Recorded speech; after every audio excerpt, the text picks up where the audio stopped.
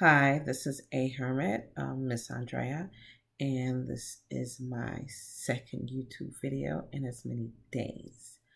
Um, After not having done a video in 3 years, this is weird, but I promised that I would film videos for homeschoolers and that I was going to be dedicated to that. And in my experience, the best way to do something consistently is to set the habit. The best way to set the habit is to do it consistently for 30 days now.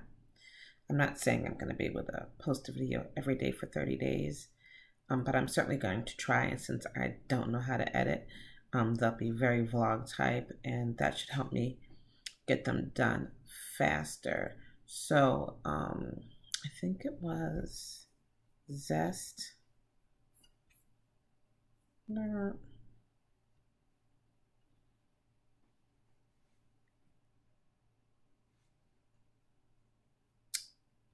I think it was Zest Mama. I'll put the name down in my notes.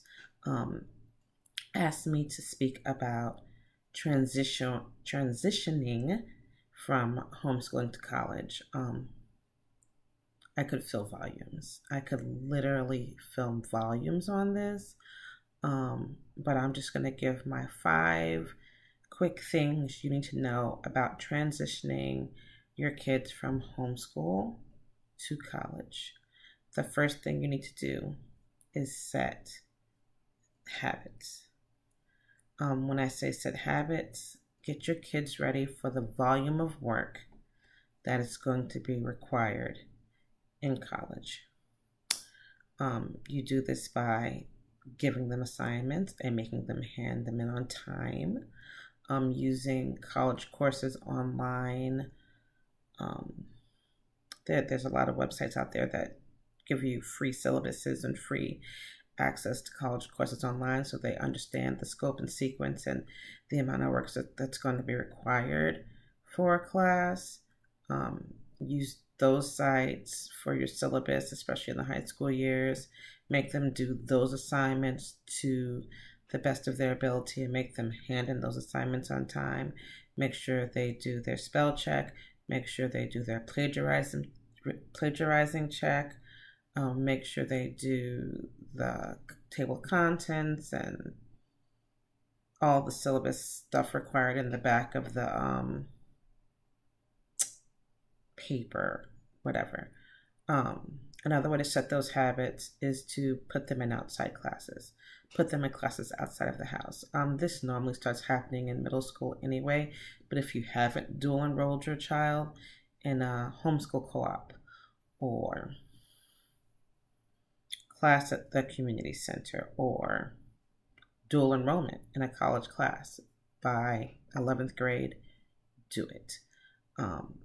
My kids did not do that. They did clubs online, but my son had a harder time transitioning from homeschool to college. And I asked him, what is the one thing you would do differently? And he said, dual enrollment. I should have been at the college taking classes now. In our case, our local colleges didn't open up for homeschools to take classes until the year after we were done homeschooling, so it was an impossibility. But most local 2-year colleges and even many 4-year colleges allow homeschoolers in to take non-matriculated classes. And a lot of times they're free. In my state they are. So please, it's like APs. Please take advantage of those so that your child becomes accustomed to what is required in a classroom and so that their transition into college is much easier. Now, that should start happening around 10th grade. Into 10th grade, that's somewhere between what you call 10th and 11th grade. Get them prepared for standardized tests. That means get those test prep books and start cramming that stuff in there. Take tests, take tests, take tests. The best way to prepare for a test is to familiarize yourself with a test. So take the practice test, check the practice tests, restudy, take the practice test again. Get 4 or 5 different books for the SAT and ACT so that they're not seeing the same material over and over again, and just practice, practice, practice. If your child is not strong in math, get them on Khan Academy, Khan Academy. There's just nothing better for drilling.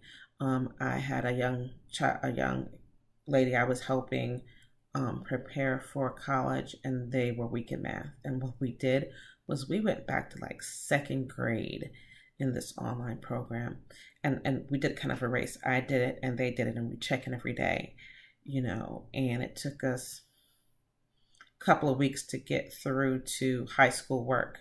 But what they were doing was reinforcing all those little things that you get wrong. Like, you may already know, like, the concepts for the higher maths, but those little things, the negatives, the positives, the addition, subtraction, the multiplication, the fractions, like, those are the things you have to cement. So go back to second grade, or work your way through, get all those little things that should have already been in your mind cemented. If you can do middle school math, you can ace an SAT, because all you have to do is understand the concepts, for algebra 2, geometry, calculus, what have you. Okay, so prepare for those standardized tests. Then, 2, 3, take the standardized tests. Start taking the standardized tests in early 11th grade, starting with the PSAT. You take the PSAT in the 11th grade. Take the practice. Take it a year early, also, just for familiarizing purposes. Take the PSAT, because if they ace that, they're very scholarship eligible. Also, but then start taking the SAT early 11th grade. I think it's available every 2 months-ish.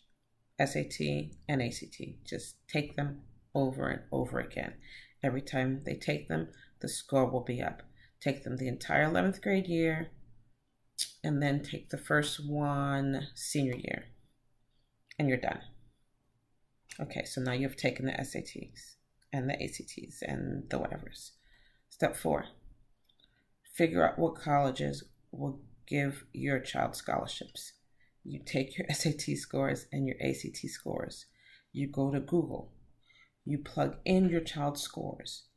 And the question is, let's say 1,600.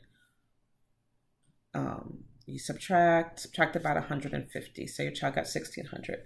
So you say, what colleges accept children or accept students with 1,450 SAT? And then it'll give you the list. If colleges will accept students with that much of a lower score under what your child got on the SAT, they will scholarship kids with your child's score for SAT. Does that make sense? So say you had an 1,800 SAT, what colleges accept kids with 1,600 SAT? If they'll accept them with the 1,600 SAT, they will scholarship them with the 1,800 SAT. See which ones your kids want, start applying. Finally, fifth and finally, let them go to college happily. Start celebrating. Do not start crying. When my kids were finishing high school, we kind of did a co-op deal. And so there are a lot of parents saying, "Oh, aren't you so upset that your child is going to be leaving?" Because a lot of them didn't send their kids away. They did kind of, commuter college. "Aren't you so sad? Or are you crying?" And I'm like, no, I'm excited for them. I feel like I've prepared them, and I feel like they can go out into the world and have a really good, 4-year experience. I'm excited. Don't let your kids see you cry. Don't make them anxious about leaving. Make this happy thing to look forward to. And I'm not saying you have to send them away, but I'm saying send them off to college excited. Don't send them off to college pushing your anxiety onto them or being sad that they've grown up. You've worked hard for this. It is time.